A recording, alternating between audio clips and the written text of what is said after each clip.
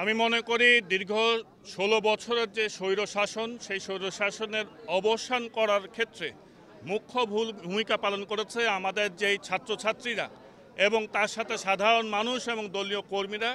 সেই স্বপ্ন বাস্তবায়নের লক্ষ্যে আমরা মনে করি যে বাংলাদেশ জাতীয়তাবাদী দল একটি সুন্দর দুর্নীতিমুক্ত, সন্ত্রাসমুক্ত, চাঁদাবাজিমুক্ত একটি শিক্ষিত সমাজ এবং দেশ তথা এলাকা তৈরির জন্য বিএনপির নেতাকর্মীরা সর্বক্ষেত্রে কাজ করে যাচ্ছে এবং এখনও ষড়যন্ত্র চলছে। সেই ষড়যন্ত্রকে মোকাবেলা করে একটি গণতান্ত্রিক রাষ্ট্র প্রতিষ্ঠার জন্য অল্প সময়ে একটি নির্বাচনের সরকার যে ব্যবস্থা করবেন সেই নির্বাচনকে সামনে রেখে বিএনপি নেতাকর্মীরা আমরা সবাই এই দুর্নীতিমুক্ত সুন্দর দেশ গড়ার জন্য আমি মনে করি যে আমরা সবাই কাজ করে যাচ্ছি।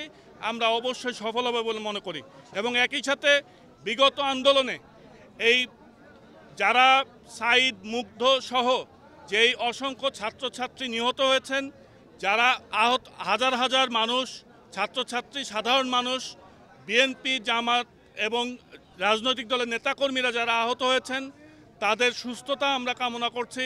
এই কারণেই আমরা আজকে দোয়ার আয়োজন করেছি।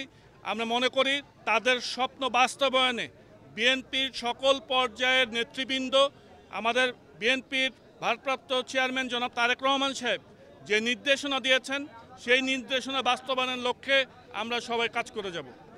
আমি মনে করি নেতাকর্মীদের দায়িত্ব এখন অনেক। তারা এলাকার সাধারণ মানুষ যেন শান্তিতে থাকে, এলাকায় যেন শিক্ষার পরিবেশ ফিরে আসে এবং শিক্ষার মান যেন বৃদ্ধি পায়।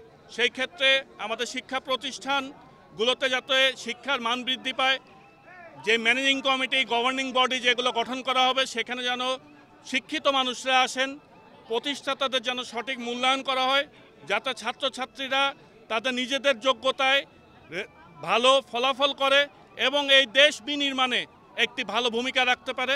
আমি সেই বিষয়টাই করতে চাই।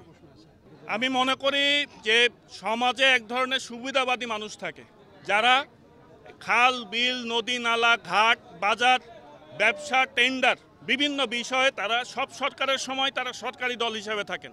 সেই ক্ষেত্রে দেখা যায় যে এক ধরনের সুবিধাবাদী অনুপ্রবেশকারী তারাও দেখা যায় যে এসে বিভিন্নভাবে এখন বিরোধী দলের পরিচয় দিয়ে কুষ্টিয়াতেও বিভিন্ন ঘটনা ঘটেছে যেগুলো খুবই দুঃখজনক।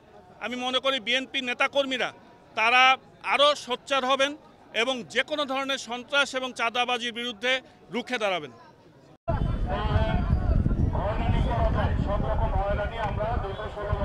আমার পেশা না, রাজনীতি আমার নেশা। আমি আমার আদর্শের বাইরে যাব না।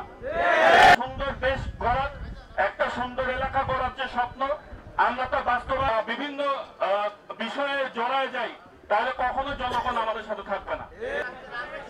তাদের আজকে যে আমরা গণতন্ত্র ফিরে পেয়েছি সকল রাজনৈতিক দলের সহযোগিতায়, আমরা এদেশে আবার গঠন হয়েছে।